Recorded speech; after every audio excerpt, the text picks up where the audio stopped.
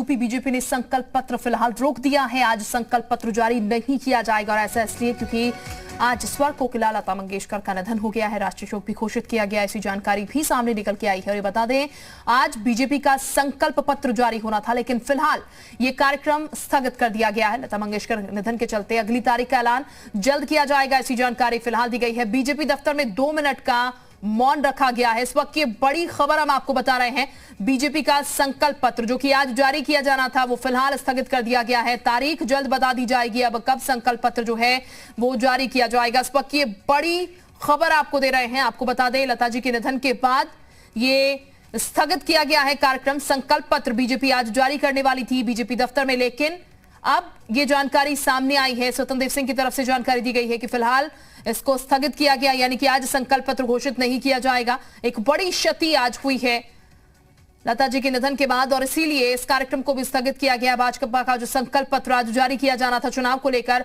वो फिलहाल के लिए रोका गया है, फिलहाल के लिए स्थगित कर दिया गया है। जल्द ही दूसरी तारीख का ऐलान कर दिया जाएगा। ये बता दें आपको, आज सुबह ये दुखद खबर सामने आई और ये पहले से सुनिश्चित था कि आज संकल्प पत्र जो है बीजेपी का वो जारी कर दिया जाएगा। हालांकि जैसे ही खबर आई, हर ओर चारों तरफ शोक की लहर फैल गई और उसके बाद यहां पर बीजेपी की तरफ से भी फैसला लिया गया है कि संकल्प पत्र जो है वो स्थगित फिलहाल कर दिया गया है। अजीत इस वक्त हमारे साथ ज्यादा जानकारी के साथ जुड़ चुके हैं। अजीत, लगभग ये भी समझ में आ रहा था कि जिस तरीके से इतनी बड़ी क्षति हुई उसके बाद हो सकता है ये फैसला भी लिया जाए और फिलहाल ये फैसला लिया गया, संकल्प पत्र स्थगित किया गया है। अब आगे के लिए क्या जानकारी है, कब ये संकल्प पत्र घोषित किया जाएगा? देखिए, बिल्कुल जैसे ही 2 दिन का राजकीय शोक की घोषणा की गई सरकार की तरफ से, तो ये समझ में आ गया था कि संकल्प पत्र आज जारी नहीं होगा। और स्वतंत्र देव सिंह ने जाकर बाकायदा प्रेस कॉन्फ्रेंस जहां होनी थी, उन्होंने कहा कि जो है अब संकल्प पत्र जारी नहीं होगा और अगली तिथि अगले 1-2 दिन में, यानी अब 2 दिन तो नहीं होगा, कम से कम 6 और 7 यानी 8 तारीख को बीजेपी अब अपना ये लोक संकल्प पत्र जारी कर सकती है। लेकिन अगर दूसरी बात करें तो मुख्यमंत्री योगी आदित्यनाथ यहां से जा चुके हैं, लेकिन अभी केंद्रीय गृह मंत्री अमित शाह जो है यहां पर मौजूद है, deputy CM Keshav Prasad Maurya, BJP के प्रदेश अध्यक्ष, बाकी सारे बड़े नेता, सुनील बंसल जो संगठन मंत्री हैं, रीता बहुगुणा जोशी, सभी लोग अभी अंदर मौजूद हैं। यानी अभी भी जो मंत्रणा है वो चल रही है। हालांकि ये पहले से कहा जा रहा था कि जब केंद्रीय गृह मंत्री अमित शाह आएंगे तभी इस बात का ऐलान होगा कि संकल्प पत्र जारी किया जाए न जारी किया जाए। लेकिन यह खबर जरूर थी, संशय जरूर बरकरार था कि आज लोक संकल्प पत्र जारी नहीं होगा, क्योंकि लोग जो लता मंगेशकर के जो निधन की खबर आई थी उसके बाद लगातार प्रधानमंत्री से लेकर मुख्यमंत्री अमित शाह, देश के सभी अलग अलग दलों के नेता और लोगों ने शोक संवेदना व्यक्त की। ये तो लगभग तय हो गया था कि अब लोक संकल्प पत्र आज जारी नहीं होना है, चूंकि 10 मार्च को, चूंकि 10 तारीख, माफ कीजिएगा 10 फरवरी को जब मतदान शुरू होगा, 11 जिले 58 सीटों पर जब होना है मतदान, तो वहां लोक संकल्प पत्र को पहुंचाना होगा। तो अब चूंकि जब अभी जो हमारे पास खबर आ रही कि शायद 8 तारीख को लोक संकल्प पत्र जारी किया जाए, क्योंकि उसके बाद फिर 9 तारीख से प्रचार बंद हो जाएगा, 10 तारीख को मतदान है, तो उससे पहले मंत्रणा की जा रही कि आखिर अब किस तरीके से आगे की रणनीति बनेगी। और चूंकि गृह मंत्री अमित शाह अभी भी यहाँ मौजूद, आप देखिए पीछे अगर देखें तो सिक्योरिटी की जो पूरे इंतजाम है वो आप यहाँ देख सकते हैं, जो बैरिकेटिंग है वो की गई है, पुलिस फोर्स के लोग तैनात है। लेकिन चूंकि बड़ी दुखद खबर थी लता मंगेशकर के निधन के बाद, तो ये तय हो चुका था कि संकल्प पत्र जारी नहीं होगा। लेकिन चूंकि इसे अनाउंस कौन करेगा, ये बात अमित शाह जो गृह मंत्री हैं उनको आकर तय करनी थी, लिहाजा पार्टी के जो प्रदेश अध्यक्ष हैं बीजेपी के स्वतंत्र देव सिंह की तरफ से ऐलान किया गया कि लोक संकल्प पत्र जारी नहीं किया जाएगा और अगली तिथि बाद में बताई जाएगी। बिल्कुल, यानी कि अजीत अब भी थोड़ा इंतजार करना होगा, जैसा कि आप जानकारी दे रहे हैं। और ये सुनिश्चित है कि 2 दिन का राष्ट्रीय शोक घोषित किया गया, तो लगभग 8 तारीख को ही घोषणा पत्र जो है वो जारी कर दिया जाएगा। आप बने रहिए, वापस मैं आपके पास लौटूंगी, लेकिन स्वतंत्र देव सिंह ने क्या कुछ कहा है वो आपको सुनाते हैं। सुर कोकिला भारत रत्न लता मंगेशकर जी का निधन हो गया है। उनके जैसा व्यक्तित्व सदियों में एक बार आता है। आज संगीत ही नहीं बल्कि समाज जीवन की अपूरणीय क्षति है।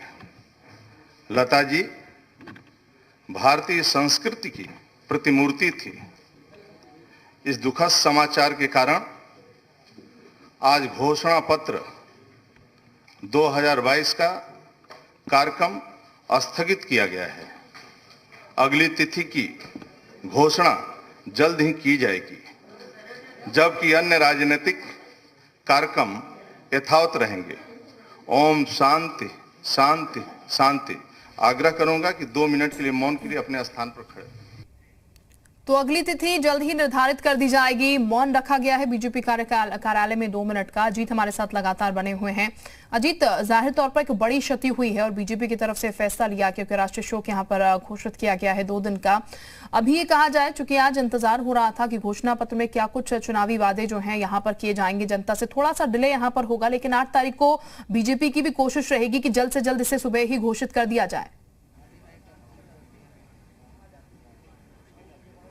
देखिए, बिल्कुल बीजेपी को जरूर इसकी जल्दबाजी होगी क्योंकि वक्त की कमी और सियासत में कहा जाता है कि सही चीज सही वक्त पर सही जगह पहुंच जाए। तो बीजेपी की ये कोशिश होगी कि जैसे ही लोक संकल्प पत्र यानी घोषणा पत्र उनका जारी हो तो उसकी कॉपी उनके बड़े नेताओं को पहुंच जाए, उनके कार्यकर्ताओं को पहुंच जाए, बूथ बूथ पहुंच जाए। क्योंकि अमित शाह हमेशा कहते हैं कि पन्ना प्रमुख, बूथ प्रमुख तक हर बात पहुंचनी चाहिए और वो घर घर इस बात को पहुंचा दे कि हम क्या कर रहे हैं। क्योंकि मुख्यमंत्री भी पहले कह चुके हैं, प्रधानमंत्री भी कह चुके हैं कि हम जो वादे करते हैं उसको पूरे करते हैं। 212 संकल्प जो उन्होंने 2017 में लिया था उसको पूरा कर दिया। नए संकल्प पत्र लेंगे क्योंकि चुनौती भी होगी, क्योंकि अखिलेश यादव आपने देखा होगा कि उन्होंने 300 यूनिट बिजली, कई सारे वादे उन्होंने कर दिए कि हमारी सरकार आएगी तो हम ये वादे पूरे करेंगे। तो अब बीजेपी का जो लोक संकल्प पत्र यानी घोषणा पत्र होगा वो उसकी काट होगी। इंफ्रास्ट्रक्चर से लेकर किसान, नौजवान, बुजुर्ग, सुरक्षा, महिला, सारे मुद्दे उसमें किए जाएंगे। क्योंकि तो लगातार आपने देखा होगा कि चाहे प्रधानमंत्री हो, मुख्यमंत्री हो, योगी आदित्यनाथ हो या फिर अमित शाह हो, जब उत्तर प्रदेश में होते हैं तो उत्तर प्रदेश के विकास की बात करते हैं, योगी के नाम और काम की बात करते हैं। और सबसे बड़ा जो इशू होता है वो सुरक्षा का होता है, माफियाओं पर कार्रवाई का होता है,